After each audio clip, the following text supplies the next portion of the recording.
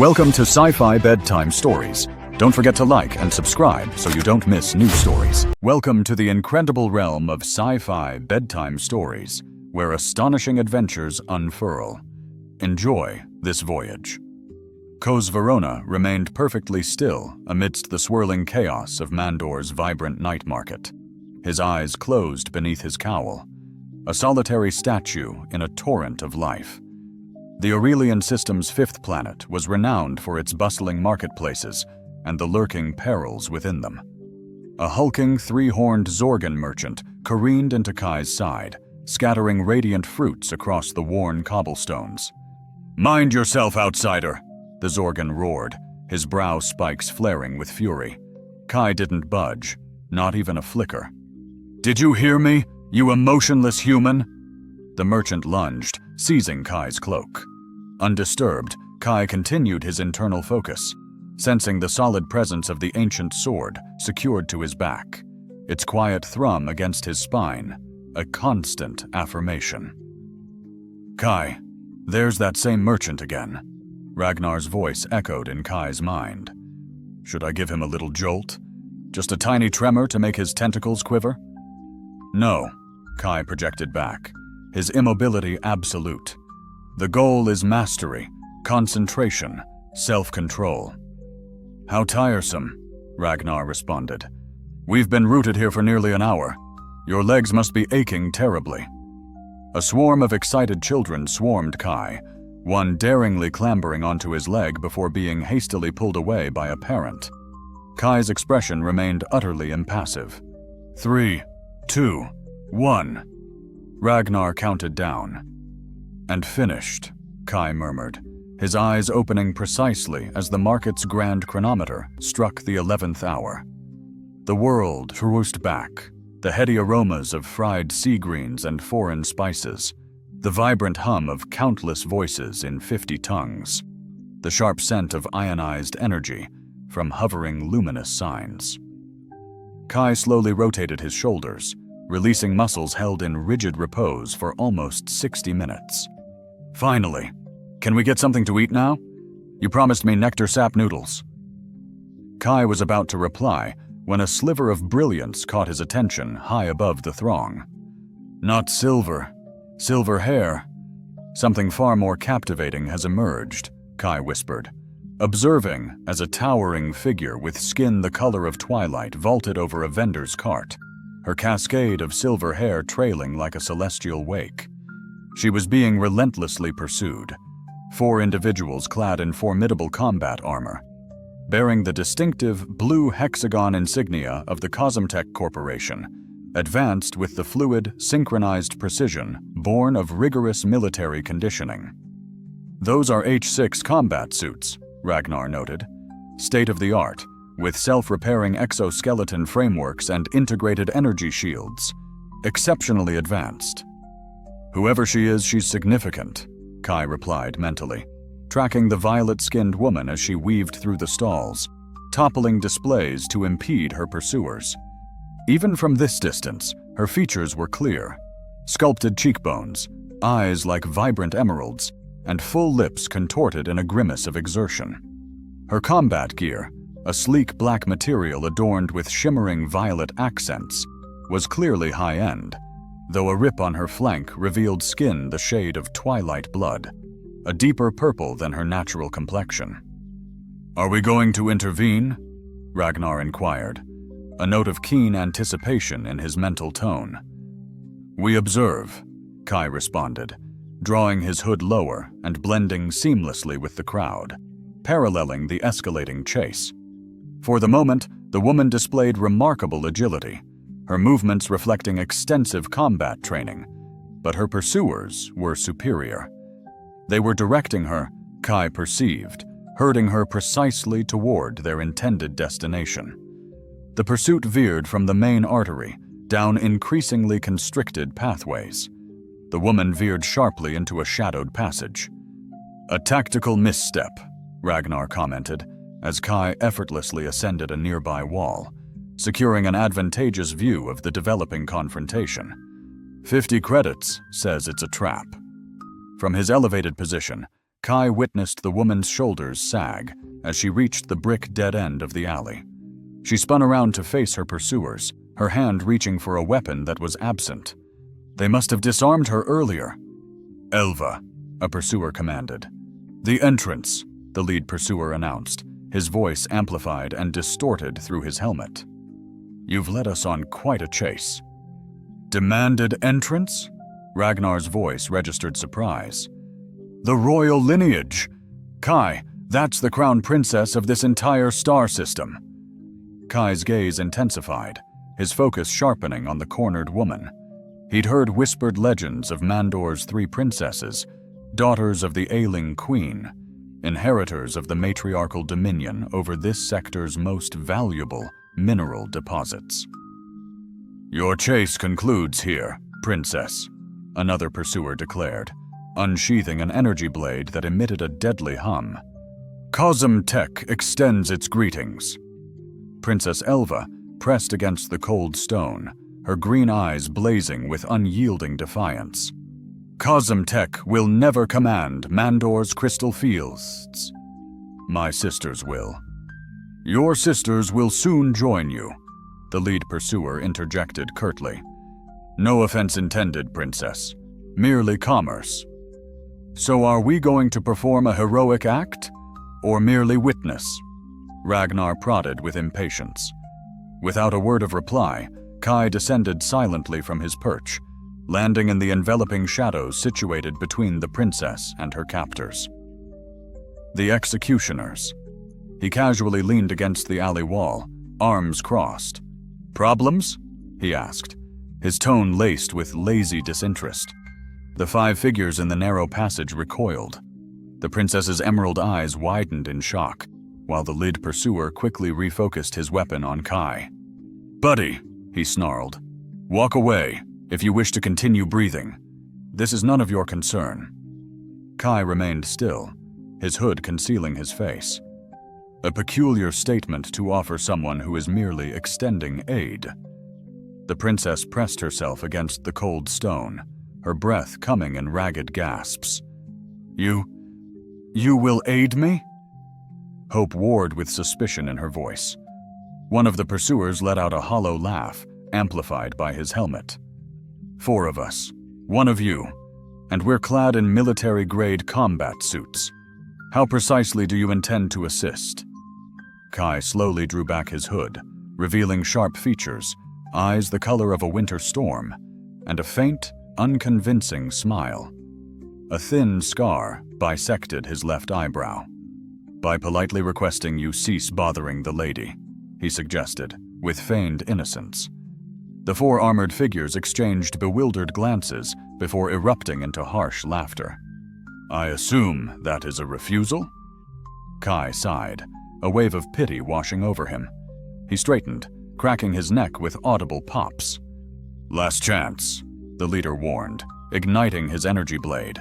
The other 3 mirrored his action, bathing the alley in a crimson glow. "Leave now, or perish with her. May I exit now?" Ragnar whined in Kai's thoughts. "I've been confined to your back for hours. Will you dispatch them for me?" The princess questioned, her voice a fragile blend of anticipation and disbelief. "Will you slay them for my sake?" Kai offered a knowing wink. "Me? No." With a smooth, practiced motion, he reached behind him and produced what appeared to be an ancient, worn sword. Its metal was darkened with age, its edge seemingly blunted. "But my sword," he added, "might wish to loosen its joints." The pursuers gawked at the primitive weapon, momentarily stunned, before resuming their jeering. "Is he truly proposing to face us with that antique?" one stammered. "It resembles something from a forgotten exhibit," another remarked. Kai shrugged. "Amusing, but you are not the first to err in that assessment." "Oh, grant me permission to engage." Ragnar's eager voice resonated in Kai's mind. "These pompous, armored simpletons. I shall demonstrate true power." "Show off," Kai murmured under his breath, then casually tossed the ancient blade into the air. The sword spun, not with the arc of a thrown projectile, but as if possessing its own inherent momentum. It traced a perfect parabola, accelerating as it flew. 4 instantaneous flashes of light, and the sword returned to Kai's outstretched hand, as if guided by an unseen force. "Your turn," Kai declared with a yawn. For a breath, silence reigned. Then, with chilling synchronicity, the 4 helmeted heads detached from their shoulders, thudding to the ground. Their bodies remained upright for a fleeting moment, before collapsing in unison. "Stars above," the princess whispered, her emerald eyes wide as saucers. "Not my finest execution," Ragnar grumbled. "With greater freedom to move, I could have crafted something truly exceptional." Kai slid the blade back into its scabbard, then extended a hand to the stunned princess. "The performance has concluded, Your Highness."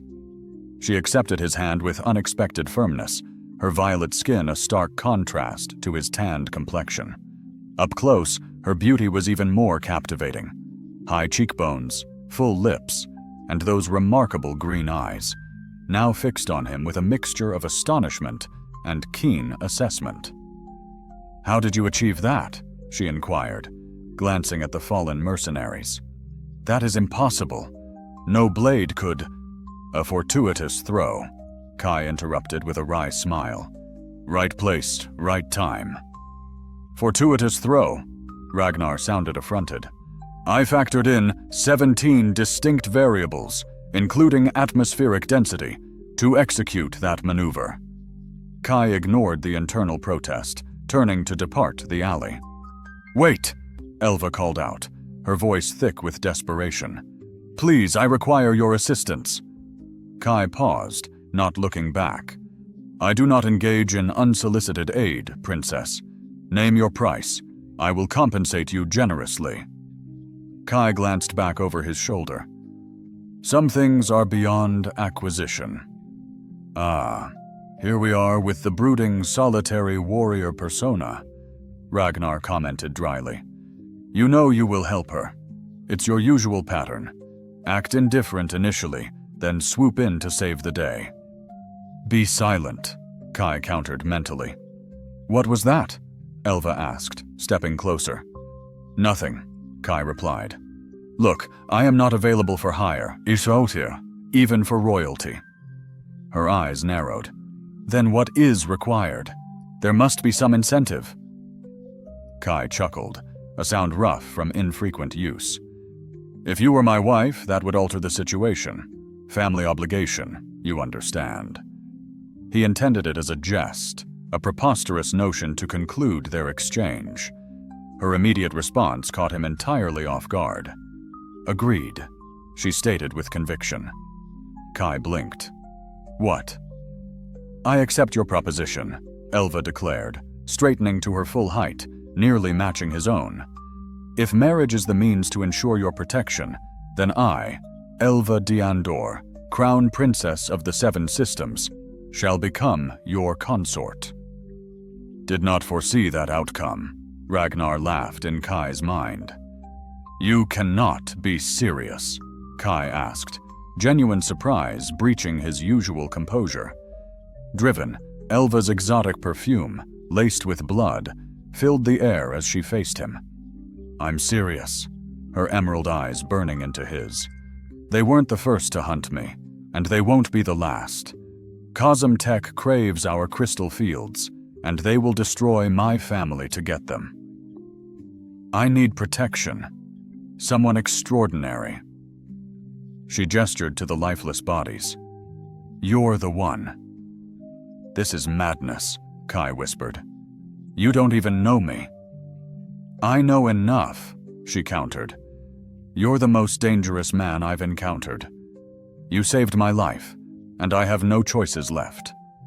A forgotten image flickered, a memory, a starving boy in a ruined hangar, a girl with violet skin offering bread. "It can't be." "What's your answer?" Elva pressed, her voice urgent.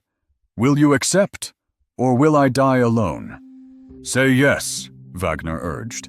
"It's been ages since we had a challenge, or a decent meal." Kai studied her face, searching. finding only desperation. He'd spent 15 years wandering the galaxy, avoiding attachments, his sword, his only constant companion. "If I agree," he said slowly, "what's the arrangement?" Relief washed over her. "Protection for me and my sisters against Cosm Tech. In return, you'll be royal consort, access to Mandor's resources, and," she hesitated, her vulnerability showing, "whatever else is customary." "Are we really doing this?" Ragnar exclaimed. "We are," Kai admitted. Distant shouts cut through the air. More hunters. "We have to go," Kai said, his decision made. "Lead us, Your Highness. We can discuss details later." Her smile blazed, a mix of triumph and something primal. "Follow me, husband-to-be," she said, leading him into Mandor's shadowed streets. "And tell me, what is the name of the man I just agreed to marry?" "Kai," he replied, falling into step beside her. "Kos Veronis and Ragnar," the sword grumbled in his mind. "Just Kai," he repeated, ignoring the blade. "I have a feeling I'm going to regret this." But as he followed her, a purpose, a dangerous stirring he hadn't felt in years, ignited. The Palace of Mandor loomed, its spires catching the fading sun. He'd spent his life avoiding entanglement. Now, he was walking straight into it. "It's magnificent," Ragnar commented in his mind. "I haven't been to a royal palace in ages." "And how did that visit end?" he asked, as they approached the gates. "With a massacre and civil war," the sword replied. "But this time will be different." Elva's confidence returned, the tear in her suit still stained with blood. "The guard won't be pleased to see me like this," she said. "Or you." "I'm used to not being welcome," Kai replied. 6 guards stood at attention, energy spears humming. As Elva approached, they raised their weapons, spotting Kai. "Princess Elva!" the lead guard exclaimed. "We've been searching for you." His eyes narrowed. "Who is this person?" "Lower your weapons," Elva commanded. "This man saved my life. He is an honored guest." The guards hesitated. One activated his helmet scanner. "He's armed, Your Highness," the guard reported. "Unregistered weapon. Protocol demands." "Lower your weapons," Elva repeated, her voice hardening. The guard shook his head. "Forgive me, Princess, but after the recent attacks, we have orders from Captain Jark. All unknown individuals must be detained." 2 guards swiftly grabbed him, disarming him. "This promises to be amusing," Ragnar mused within Kai's mind. "I'd reconsider that action," Kai cautioned softly as the guards advanced. They paid him no heed, one reaching for his arm, the other for the sword sheathed on his back.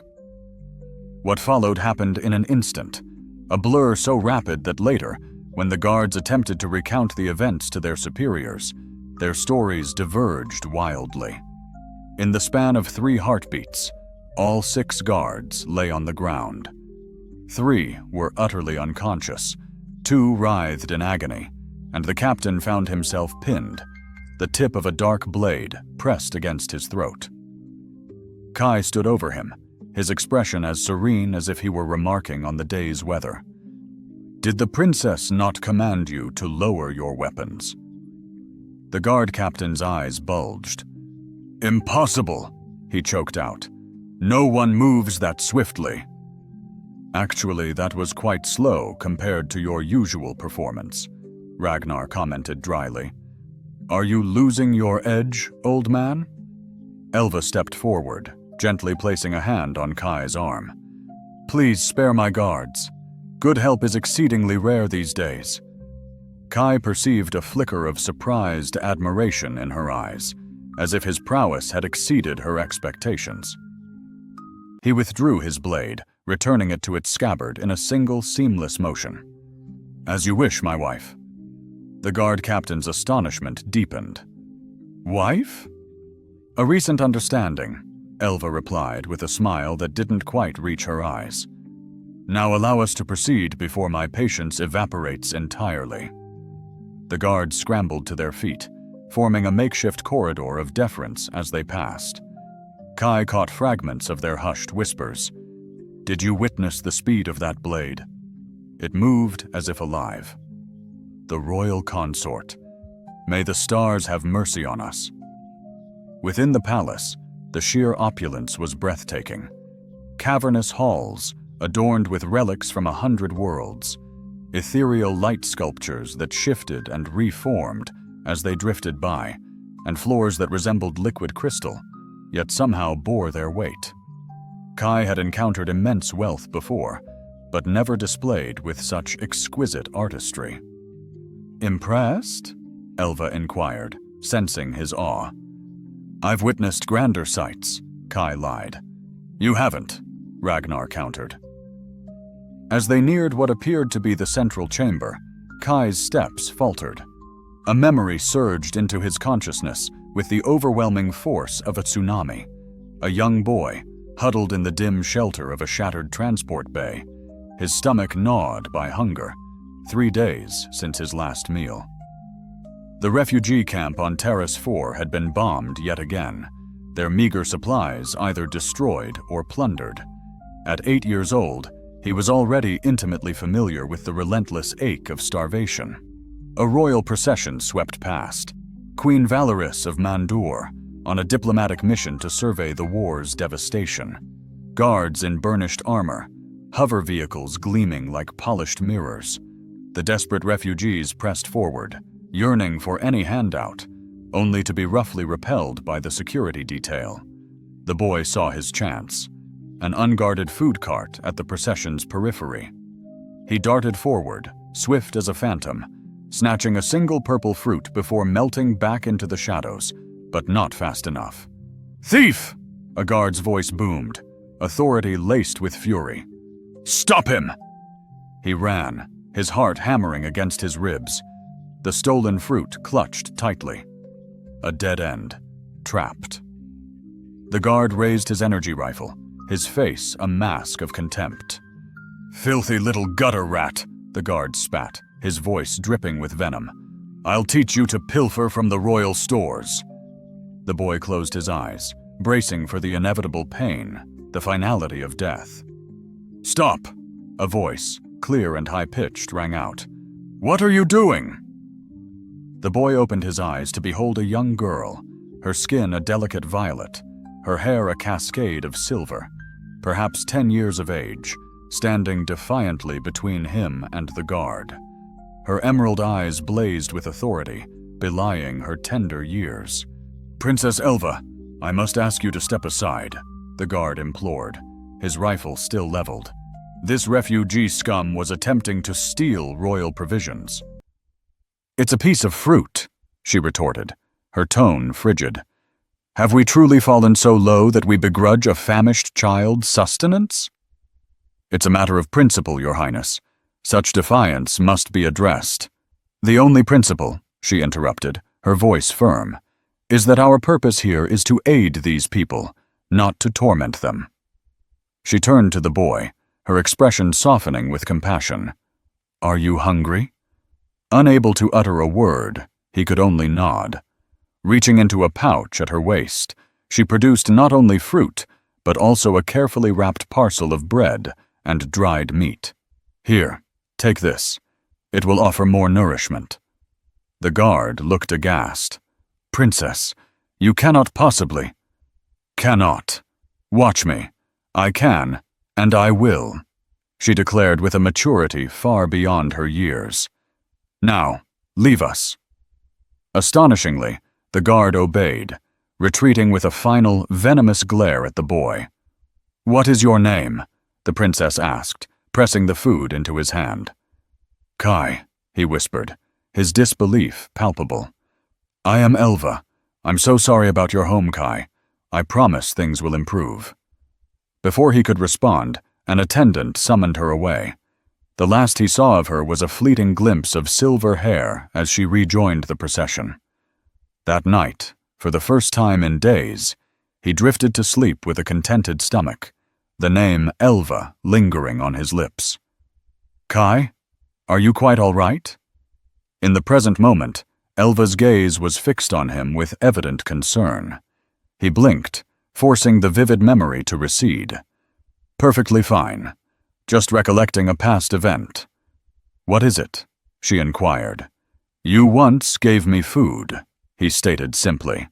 Rupley's report on Terrace 4 during the refugee crisis captured Elva's attention. She halted, gazing at him, a flicker of dawning recognition in her eyes. "The boy in the hangar," she breathed. "The one who took my fruit." Her gaze widened. "That was you? Well, what an astonishing twist of fate," Ragnar observed sardonically. "Next you'll claim you're my long-lost kin." "Be quiet," Kai mentally retorted, his thoughts sharp. "You recall me?" Elva inquired, genuine surprise coloring her voice. "Not many violet-skinned royalty offer provisions to starving outcasts," Kai replied, a touch of discomfort at the raw vulnerability this memory revealed. It was an unforgettable encounter. She studied his features, as if searching for echoes of that famished child beneath the hardened warrior. "You've traversed quite a distance from that hangar." "With Ragnar's guidance," he conceded. "Ragnar?" she questioned. Kai paused, his hand instinctively finding the hilt of his sword. "My blade. He's far more than mere steel." "At last, a proper introduction," Ragnar exclaimed triumphantly. Before Elva could press further, the immense doors of the central chamber swung wide. 2 women stood silhouetted in the opening, both bearing Elva's distinctive violet hue, yet otherwise dramatically distinct. The first possessed hair like incandescent flame, cropped short and untamed, her eyes mirroring its fiery intensity, smoldering amber that seemed to emanate an inner luminescence. Clad in a black leather combat suit accented with ornamental metal plating, her stance radiated an unmistakable aura of martial prowess. A curved energy blade rested at her hip. The second woman presented a stark contrast.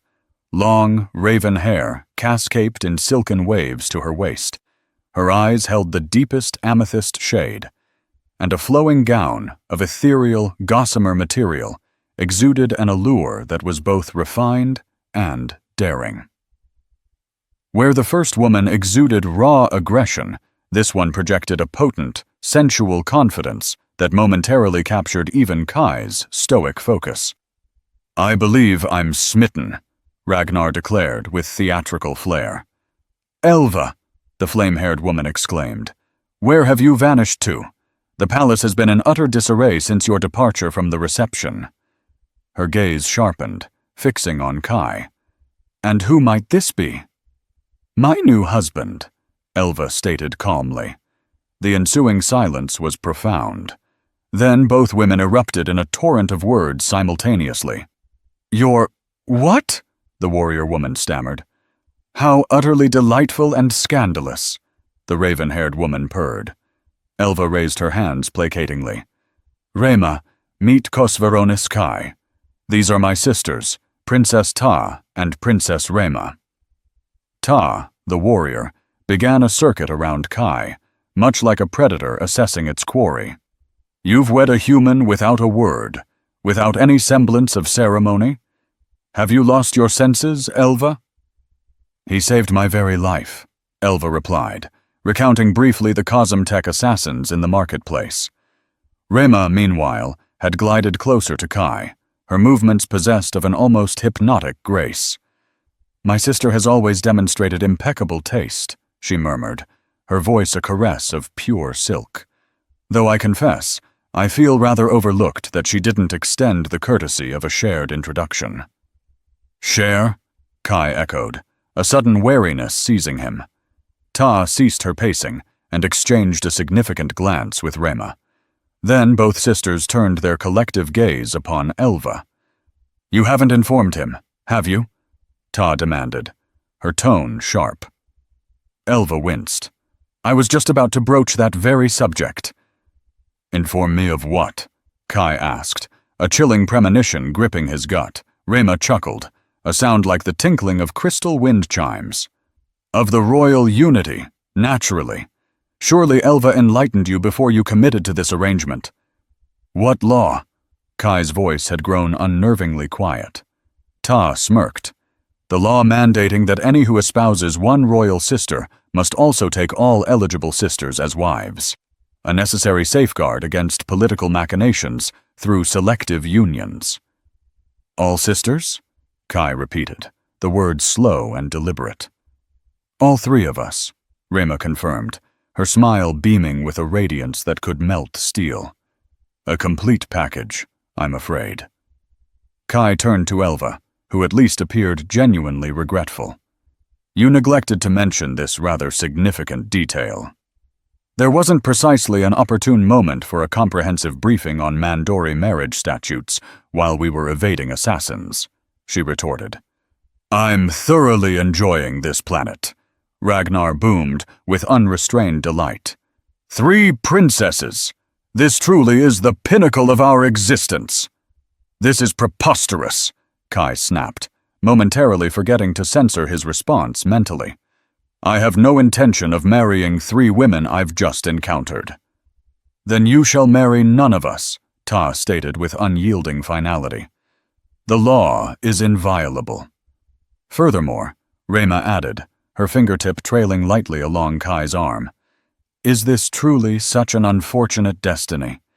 Each of us possesses our own distinct charms.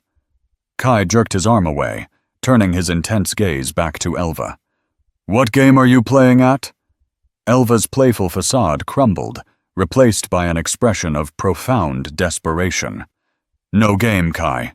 Cosmtech has been actively attempting to usurp our family for years. They covet control of the crystal fields, the galaxy's most extensive source of quantum processing crystals. With our mother gravely ill. She faltered, her voice catching. We are exceedingly vulnerable. 3 unattached princesses, lacking a male champion in the eyes of the Gallic Council, render us prime targets for conquest. The Council is a relic of a bygone era, steeped in patriarchal bias, Ta scoffed, but their authority governs interplanetary legislation. They refuse to acknowledge our matriarchal lineage as legitimate without the presence of male consorts, Rema elaborated. Cosmtech has been leveraging this legal loophole to petition for control of Mandori, and their tactics have now escalated to outright assassination attempts, Elva concluded. Kai strode across the chamber, his mind a whirlwind of calculations. So my role is what precisely? To be a political pawn? A mere figurehead husband to satisfy some archaic decree? Considering Gal's demands and our duty as protectors, Elva interjected, her conviction unwavering. After witnessing you in that alley, you're undeniably capable. Ragnar's mental voice, uncharacteristically grave, affirmed, They truly need us, Kai. We've drifted without purpose for far too long. Before Kai could even respond, a piercing alarm shrieked through the palace. Stark red emergency lights instantly bathed the chamber as a chilling, computerized voice announced, Security breach in sectors 7, 12, and 18. Unknown hostiles have penetrated the perimeter. Ta's hand instinctively flew to her weapon. Cosmtech? They're inside the palace! Rema's eyes briefly clouded, then snapped back with chilling clarity. Many minds. At least 30 attackers. This time, they're after all of us. Kai's hand moved to Ragnar's hilt, feeling the potent surge of ancient power as the sword vibrated with a palpable hunger for battle. So Elva, he quipped, a wry grin touching his lips as he smoothly drew a sleek, concealed energy pistol from a hidden panel in the wall. About that marriage proposal. The chamber doors violently burst inward, revealing a formidable squad of heavily armed soldiers, their armor emblazoned with the stark blue hexagon of Cosmtech Corporation. Elva's emerald eyes, flashing fiercely in the pulsing emergency lights, cut to Kai. Decision time, Kai. Are you with us or not? From within his mind, Ragnar's voice was unexpectedly earnest, almost pleading. "Please say yes. I've been so incredibly bored." Kai drew the ancient, obsidian blade, which hummed with vibrant anticipation in his grip. "I haven't agreed to marry anyone yet," he stated, his voice unnervingly calm, even as the soldiers leveled their advanced weapons. "But I can't very well let them kill you before we finish our discussion. Can I?" With that casual defiance, he launched himself, a lethal blur, toward the attackers. Ragnar sang through the air with deadly, unerring precision. The elite Cosmtech soldiers, momentarily stunned by his audacious charge, hesitated for a crucial fraction of a second, just enough time for Kai to bridge the gap. Their pause proved instantly fatal. Ragnar sliced through the first three before they could even fully raise their weapons, not with wild, desperate swings, but with fluid, almost surgical movements. Kai's face remained eerily serene, his breathing perfectly steady, as if enjoying a leisurely stroll instead of engaging in desperate mortal combat. "Left flank, 3 incoming," Ragnar alerted in Kai's mind. Without a glance, Kai extended his arm, allowing Ragnar to deftly guide the movement. The blade sang through the air, precisely severing the neural connectors in the soldier's armor. They collapsed like puppets with cut strings. "By the stars," Ta whispered, her own energy weapon half drawn but forgotten as she watched the astonishing display. Elva and Rema had taken defensive positions behind a crystalline column, yet they too were transfixed by the methodical, brutal efficiency unfolding before them. Kai moved with inhuman speed and uncanny precision, anticipating attacks before they even manifested, countering with devastating efficiency. A Cosmtech commander, arrogant smirk plastered on his face, activated a personal shield, the latest military technology, supposedly impenetrable to conventional weapons, and charged Kai. "May I?" Ragnar asked gleefully within Kai's mind. "Be my guest," Kai replied mentally. The blackened blade suddenly glowed with an eerie blue light. When it connected with the shield, instead of deflecting, it phased through as if the barrier were no more substantial than mist. The commander's expression transformed from supreme confidence to stark terror in his final fleeting moments. Across the chamber, Ta finally snapped out of her shock and furiously engaged 2 attackers with her own energy blade. She fought with skill, ferocity, and technical brilliance, yet still with the visible effort of a mortal warrior. Rema, meanwhile, had locked eyes with a cluster of soldiers who now stood utterly frozen, trapped in whatever intricate mental labyrinth she had conjured for them. Elva had adopted a more pragmatic approach, using her energy pistol to expertly pick off attackers with precise shots to vulnerable points in their armor. Within mere minutes, the brutal battle concluded. 30 elite Cosmtech soldiers lay dead or incapacitated, while Kai stood in the center of the carnage without a single scratch, not even breathing hard. He wiped Ragnar's blade with almost mechanical precision and resheathed it. "You didn't even break a sweat," Ta observed, approaching cautiously, a trickle of blood marring her cheek. "That was quite a performance," Rema added, releasing her mental hold on the few surviving soldiers who instantly collapsed unconscious. Elva holstered her weapon and stepped over fallen bodies to reach Kai. "I've never seen anything like that. Not even from the elite royal guard. What are you?" "Just a man," Kai replied, "with a very special sword." "Just a man?" Ragnar scoffed in his mind. "A man I spent 15 years meticulously sculpting into the perfect warrior. Thank you very much." The mining colony on DXU-9 was no place for a child, especially not a 10-year-old orphan. Yet Kai had already endured 2 grueling years there, laboring in the dangerous lower tunnels where his small stature allowed him access to narrow veins of valuable ore, unreachable by adult miners. On that fateful day, a sudden tunnel collapse had trapped him in a previously unexplored section of the ancient mine. The emergency lights on his helmet flickered weakly as he desperately searched for an escape route. Instead, he stumbled upon a chamber that defied logic. A perfectly hexagonal room with walls made of some unknown black metal that utterly absorbed light rather than reflecting it. In the ominous center stood a lone pedestal. Upon it lay a blade, unlike anything. Its shadowed form seemed to swallow the surrounding darkness, drawing him closer. An irresistible pull urged him forward, to touch it. As his fingers brushed the hilt, a voice echoed in his mind. "Interesting." Kai recoiled, but the voice persisted. "Do not be alarmed, little one. I have waited an eternity for a worthy companion. The others, they were unsuitable." "Who are you?" Kai whispered, fear laced in his voice. "I am Ragnar, forged in a dying star's heart by a forgotten civilization. I am a weapon, yes, but also so much more. And you, child, possess potential." "Potential for what?" "To become extraordinary. To survive, for starters. There's no escape from this chamber. The tunnels are sealed." Kai glanced around, fear seizing him. "I'll die here. Not if you take me. I'll show you the Eastern Wall's weakness. Together we can escape." Hesitantly, Kai grasped the hilt again. Too large for his frame, yet it felt balanced. "Good," the voice approved. "Now strike there." A mental image showed the exact spot. With all his might, Kai swung the blade. It moved as if weightless, connecting perfectly with the wall.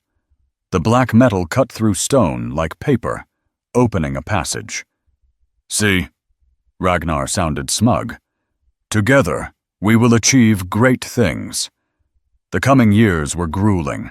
Ragnar, a demanding teacher, pushed Kai beyond his limits. Day after day of physical training, combat forms, repeated until ingrained in his very being. "Again," Ragnar would command after Kai collapsed, exhausted on a distant mountain. "Your stance, still 2 centimeters off." "I can't," 16-year-old Kai gasped, muscles burning. "Impossible." "Your body thinks so. Your mind too. I know better." Kai would rise again, finding hidden strength, an endurance he never knew. When assassins came on Jarvik Prime, Ragnar guided his movements with precision, allowing Kai to defeat 6 trained killers. "Without me, you'd be dead." Ragnar's voice resonated. "Without you, I would be useless. We need each other." It was true. The sword became father, teacher, friend, the only constant. Together they survived impossible odds, built a fearsome reputation, and forged an unspoken bond. "Your sword talks to you?" Elva asked, breaking through the memory. They sat around a table, a war council. "More or less," Kai admitted. "Ragnar is sentient. We've been together for 15 years. "That explains how you anticipate attacks," Ta observed. "Advanced warning and other advantages," Kai conceded. Rema leaned forward, eyes gleaming. "May I?" she asked, reaching for the blade. "Oh, yes, please. Let the gorgeous telepath touch me," Ragnar urged. "Fine," Kai sighed, placing the sword on the table. Rema's fingers hovered over the hilt. Her eyes widened. "Extraordinary, ancient, powerful consciousness." She looked at Kai. "Utterly devoted to you." "Well, I wouldn't go that far," Ragnar retorted. "I'm fond of the boy, but utterly devoted makes me sound like a pet. We've shared a lot." Kai said simply. Elva's green eyes studied him with new understanding. "No wonder you work alone. You're never really alone, are you?" Something in her perceptiveness unsettled Kai. Few people saw past his walls so easily. The discussion turned to strategy, countering KM-Tech's moves, presenting their case to the Galactic Council. As night deepened, Ta and Rima left, leaving Kai and Elva. The tension between them grew. You should rest, Elva said. I've prepared guest quarters. I prefer to remain vigilant, Kai replied. KM Tech might strike again. Not tonight. They'll need time to recover. She stood and offered her hand. Come, there's something I want to show you. Intrigued, Kai followed her through secret passages to a chamber unlike any other. The walls pulsed with light. In the center stood a shallow pool. A radiant ooide, like liquid starlight, pulsed at Mandor's core. Few outsiders have witnessed this marvel, Elva whispered, her voice laced with reverence. Legend holds our first queen discovered this essence, lumiance, granting her foresight beyond mortal bounds. Kai's skepticism flickered. You truly believe this? Elva met his gaze, conviction in her eyes. The gift is unique to each royal daughter. Ta commands its fire, Rema its mental prowess. For me, it unveils threads of possible futures. She approached the shimmering pool. Ragnar mused aloud. The liquid's molecular complexity must be astounding to facilitate temporal perception. You want me to look? Kai asked, a dawning comprehension spreading. I want you to see what I see, Elva replied, taking his hand, her touch a surprising warmth. What fate awaits Mandor if Cosmo Tech prevails? Leading him to the pool's edge, their joined hands brushed the lumiance's surface, and the world melted away. A devastating vision consumed them, Mandor aflame, its crystal fields shattered, the palace ruins scattered. Cosmo Tech harvesters ravaged the land, its people enslaved, and in the central plaza, the three princesses, executed as stark examples. Then, a contrasting possibility bloomed. Mandor thriving, its crystal technology propelling it to unprecedented prosperity across the system. The three princesses ruled, a shadowed figure standing beside them. As abruptly as it began, the vision vanished. They stood by the pool, a profound shift palpable between them. Their political alliance, once a mere convenience, now deepened into something far more intricate. Elva's emerald eyes, holding a blend of vulnerability and unyielding strength, met Kai's. Now you grasp the magnitude of what's at stake. I do, Kai breathed, the weight of the vision settling upon him. Their closeness, the shared foresight, the looming dangers, it forged a connection neither had anticipated. As Elva leaned closer, Kai remained rooted. Their kiss, hesitant at first, ignited with an unexpected, consuming passion. Well, well, Ragnar's dry voice cut through the moment. Didn't see that coming. But Kai barely registered the sword's intrusion. A force older than Ragnar's influence, more elemental than strategic calculation, now guided him. He realized their meeting might not be chance. The hungry boy and the compassionate princess, perhaps destined to collide by powers beyond their comprehension. Pulling away, Elva gently touched his face. The council convenes in 3 days. We must decide if this alliance solidifies or remains an ephemeral convenience. And your sisters? Kai asked, the real world reasserting itself. They are part of the arrangement, she replied with a faint smile. But that's a complexity for another day. Rest now, Kosvaronis. You've earned it. As she departed, leaving him in the silent grandeur of the crystal chamber, Kai stood at a pivotal crossroads. For 15 years, his existence had been solitary, defined by survival alongside Ragnar, a life devoid of attachment, power accumulating without purpose. Now, inexplicably entangled in royal machinations, ancient traditions, and the destiny of an entire world, he felt a stir of long-dormant emotions. Careful, Kai, Ragnar's voice echoed in his mind, sensing his turmoil.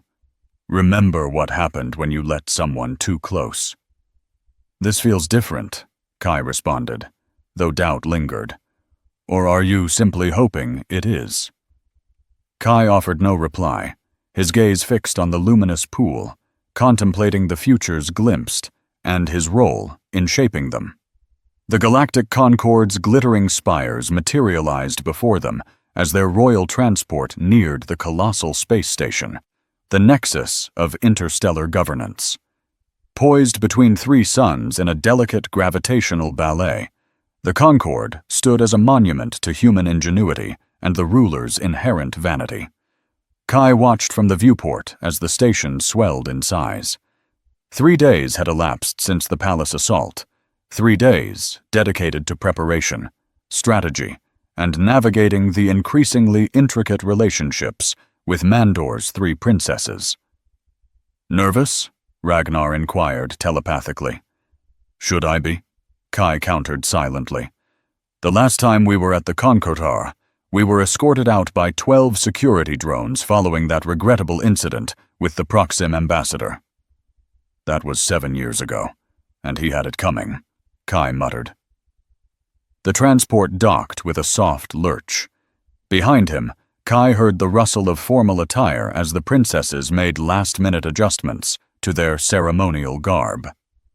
"Remember," Elva said, her voice steady despite the immense pressure, "the Council respects only 2 things: tradition and power. We possess the former. You embody the latter." Kai turned to face them. The sisters stood as a unified presence in their royal regalia. Elva in silver and purple, Ta. In radiant crimson and regal gold, Rema stood beside Elva, draped in the ethereal midnight blue, a celestial tapestry of stars adorning her. They embodied the very essence of triumphant rulers, yet the council remained unconvinced, deeming them unfit to govern without the validation of a male presence. "What precisely must I do within those walls, Kai?" Elva inquired, her voice laced with trepidation. "Simply stand by your side, projecting an aura of formidable authority," TAA quipped with a sardonic chuckle. "If only it were that straightforward. The Council anticipates our male consort will articulate our positions on matters of planetary governance." "An outdated, yet undeniably potent, expectation," Rema mused. "The representatives of Cosm Tech will undoubtedly endeavor to undermine us, asserting our incompetence in managing Mandor's resources without a recognized male partner to guide our decisions. They will vote to place our world under corporate stewardship, effectively surrendering it to Cosm Tech," Elva concluded, her words hanging heavy in the air. Kai adjusted his formal coat, a striking black ensemble accented with silver details that mirrored Elva's gown, a deliberate visual testament to their bond. "So my task is to persuade a gathering of shrewd political strategists that I am undeniably your consort and possess the capacity to guide you, all while exuding an imposing presence?" TAA affirmed with a sharp, knowing smile. "That particular aspect, at least, should pose no insurmountable challenge," Rema observed, her appreciative gaze lingering on Kai's imposing figure. The vast docking bay doors parted, revealing an honor guard of Concorda officials, their pristine white uniforms immaculate. Their expressions remained professionally composed, yet Kai detected a subtle widening of their eyes as they registered his presence alongside the princesses. "They recognize you," Ragnar remarked with evident satisfaction. "Your reputation precedes us." "The High Council awaits your esteemed presence," announced the lead official, offering a formal bow. "If you would graciously accompany me." The magnificent chamber of the Galactic Council soared upwards for what felt like hundreds of meters, its walls adorned with tiered viewing galleries where delegates from 1,000 diverse worlds observed the unfolding proceedings below. The expansive floor was a colossal circle of polished stone. At its very heart stood the petitioner's platform. Arranged in ascending semicircles surrounding it were the 27 High Counselors, beings of myriad species, meticulously chosen to represent the galaxy's dominant power blocks. As the princesses and Kai were formally announced, a wave of hushed murmuring swept through the assembled observers. Kai maintained an impassive countenance, but his senses, honed by years of navigating perilous environments, meticulously catalogued every egress, every guard station, every conceivable threat. Directly opposite the petitioner's platform sat the delegation from Cosm Tech, spearheaded by a sophisticated human woman whose features were enhanced with chrome augmentations and whose eyes had been replaced with advanced multispectrum scanners. Kai recognized her archetype instantly: corporate executives who had incrementally sacrificed their humanity in pursuit of augmented efficiency. "The Council formally acknowledges the representatives of Mandor," intoned the central speaker, a towering, willowy being whose species predated humanity's emergence from arboreal existence. "You stand before us to formally contest Cosm Tech Corporation's petition for stewardship over your world's vital resources. Present your compelling case." Elva stepped forward, her silver tresses shimmering in the ambient light. "Esteemed Council, we appear before you today to unequivocally assert our legitimate and ancestral right to govern Mandor. For a remarkable 20 generations, our matrilineal monarchy has steered our world towards unprecedented prosperity and enduring peace. We categorically reject Cosm Tech's unsubstantiated claims of mismanagement and pervasive instability." The Cosm Tech executive rose, her voice dripping with condescension. "Eloquent words, Princess, but stark realities hold greater sway. Since the lamented incapacitation of Queen Valoris, Mandor's critical crystal exports have experienced a precipitous decline of 17.7%. Furthermore, no fewer than 3 attempted insurrections have been successfully suppressed within the past year alone. Your world teeters precariously on the precipice of utter chaos." "Attempted insurrections orchestrated by agents of Cosm Tech," TAA retorted, her amber eyes blazing with righteous fury. "A grave accusation," the central speaker acknowledged, his tone neutral. "Do you possess verifiable evidence to substantiate this audacious claim?" "We do," Rima affirmed, her voice firm. "However, on each occasion where we have presented such evidence, it has inexplicably vanished from the Council's official records." This revelation ignited a fresh wave of murmuring from the galleries, noticeably louder this time, carrying distinct undertones of burgeoning scandal. A stout counselor, his skin possessing a metallic sheen, leaned forward. "Let us directly address the fundamental impediment. Under the provisions of the Concordat, Mandor's established matriarchal system is only legally recognized when it is appropriately counterbalanced by suitable male consorts for all eligible royal females. You have consistently and repeatedly failed to adhere to this critical mandate." "Not failed to comply," Elva corrected, her posture unwavering, "but rather exercised discerning selectivity in our choices." She gestured towards Kai. "We proudly present Cos Veronis, our meticulously chosen consort, who has willingly agreed to the traditional union with all 3 royal sisters, in strict accordance with Mandori law." All gazes immediately converged upon Kai.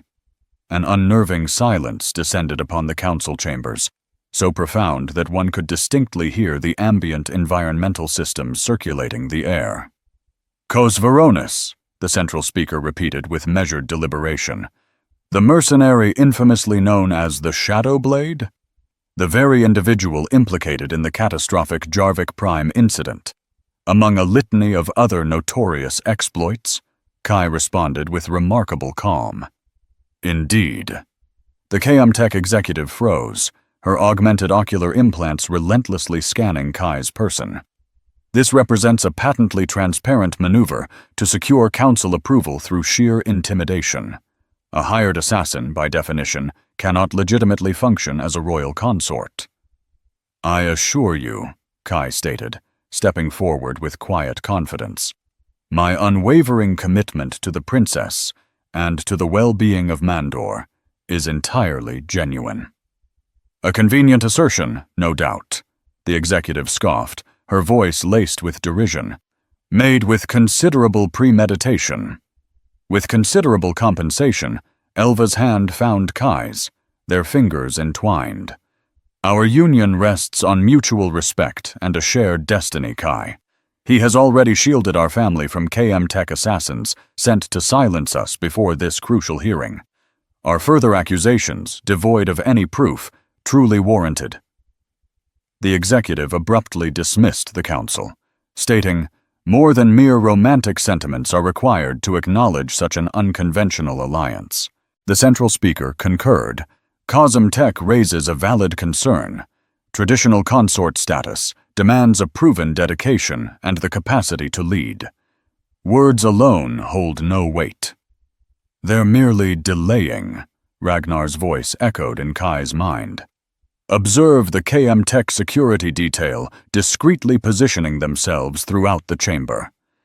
Kai had already registered 12 operatives, disguised in civilian attire, moving with the practiced discipline and exactitude that screamed military training. They were strategically placed, establishing fields of fire that commanded the petitioner platform from numerous angles. "An assassination attempt here," Kai mused. "That speaks of either immense audacity or profound desperation. They realize their legal argument is failing, so they're resorting to a new strategy." The council's debate continued with various members raising procedural objections, while the Cosm Tech operatives intensified their subtle repositioning. Rayma leaned closer to Kai, whispering, "You feel it too, don't you?" It wasn't a question, but a shared certainty. They intend to eliminate us before the vote. "How many can you handle with your gifts?" Kai murmured back. "Perhaps 3, maybe 4, before the strain becomes unbearable." Kai gave a near imperceptible nod. "When the moment comes, position your sisters behind me." The council's deliberations were jarringly interrupted by the entrance of a tech executive, accompanied by 4 security personnel clad in full tactical gear, a stark anomaly within the supposedly neutral sanctuary. "What is the meaning of this intrusion?" demanded the central speaker. "A necessary precaution," the executive replied smoothly. "We have received credible intelligence indicating a potential threat to these proceedings." "And there it is," Ragnar confirmed. "The justification they craved." Kai felt the familiar, comforting weight of the sword against his back, concealed beneath his formal attire. He'd been compelled to hide it for this council appearance. Weapons were strictly prohibited within the chamber, yet no security scan had detected Ragnar. The ancient blade possessed its own means of bypassing such rudimentary measures. The KM Tech security team fanned out, occupying positions that effectively sealed off the primary exit. The operatives positioned in the gallery began to advance with a renewed sense of urgency. The central speaker raised a hand, signaling for quiet. "We shall now proceed to a vote on KM Tech's petition for Mandor's stewardship. All those in favor?" "I object," Kai declared, his voice slicing through the chamber with the keenness of a blade.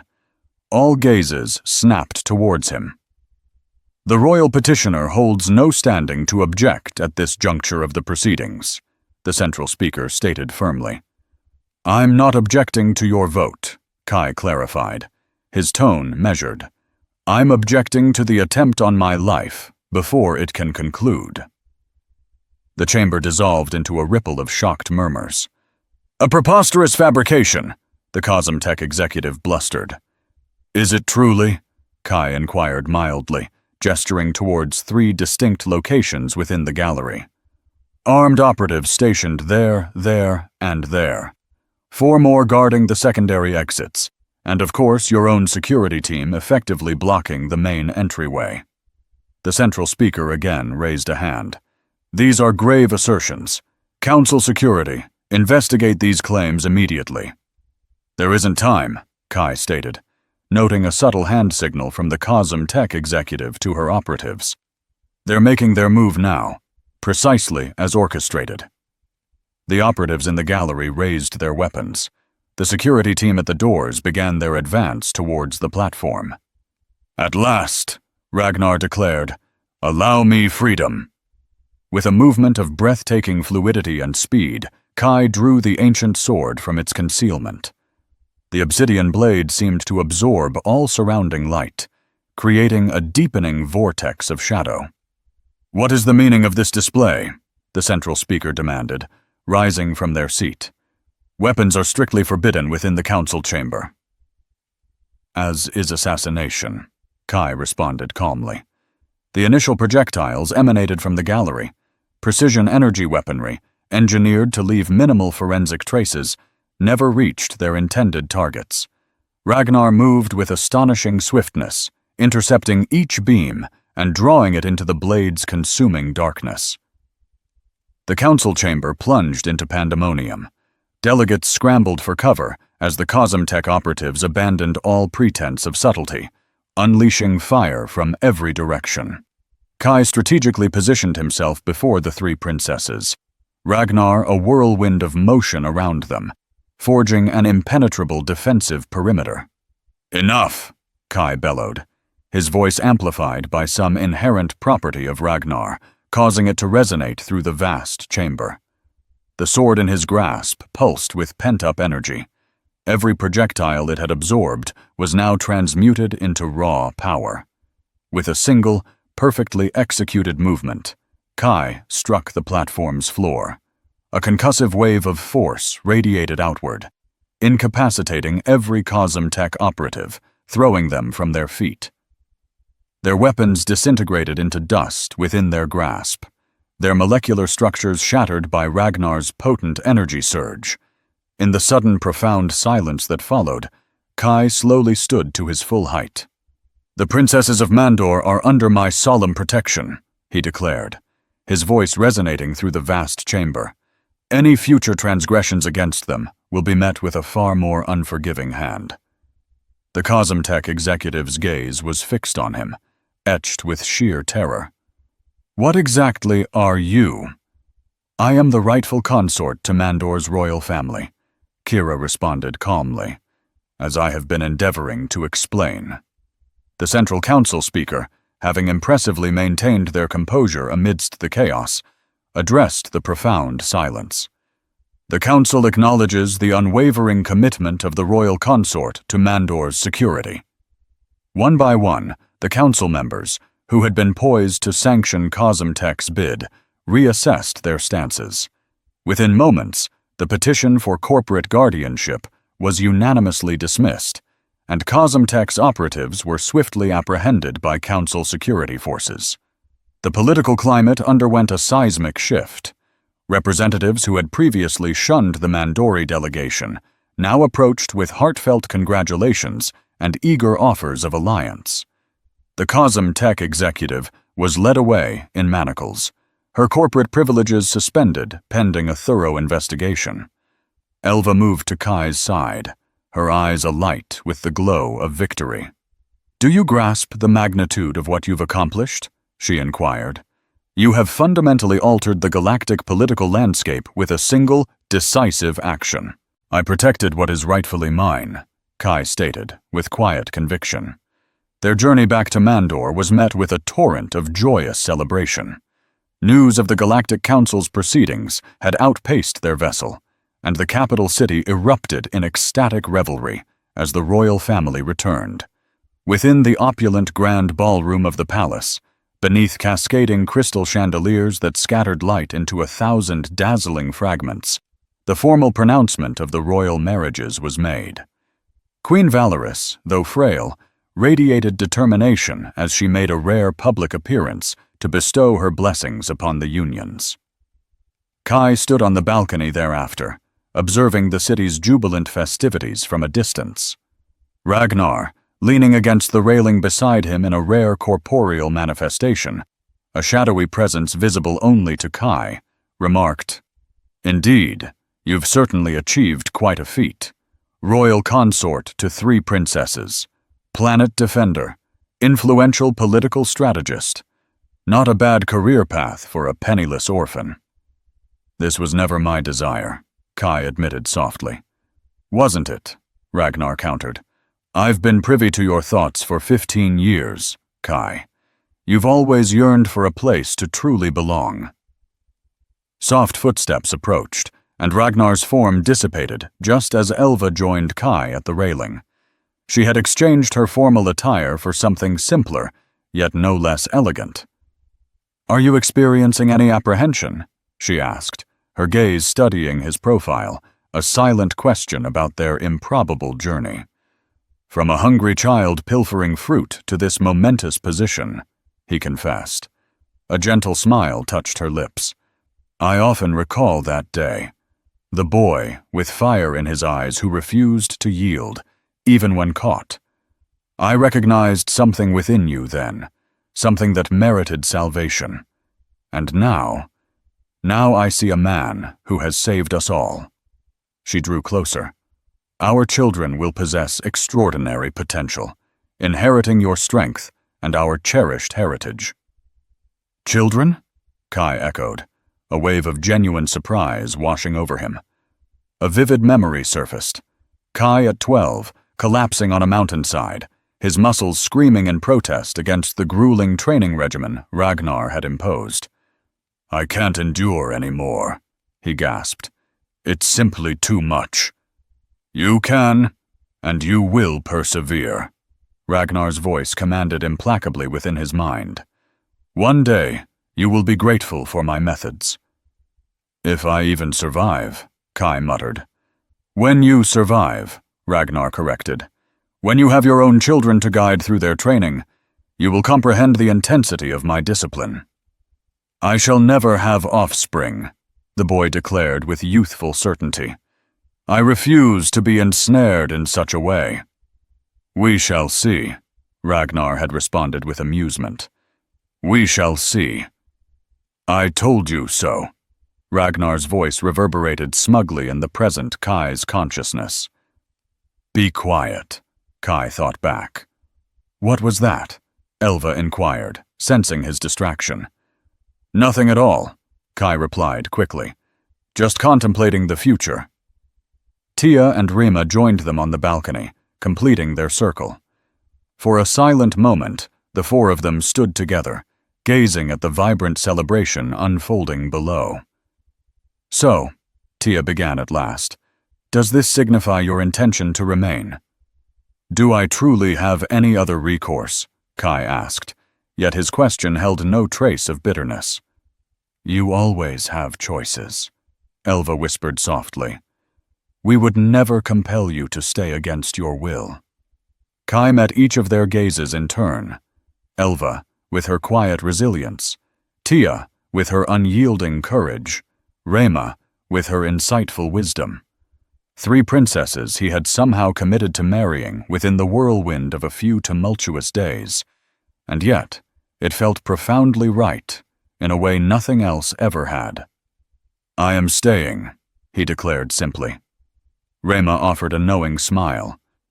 "He was always destined to remain. I sensed it within his thoughts the very moment he stepped into the palace." "You cheater!" Tia exclaimed, playfully nudging her sister as the sisters engaged in light-hearted banter. A profound sense of peace settled upon Kai.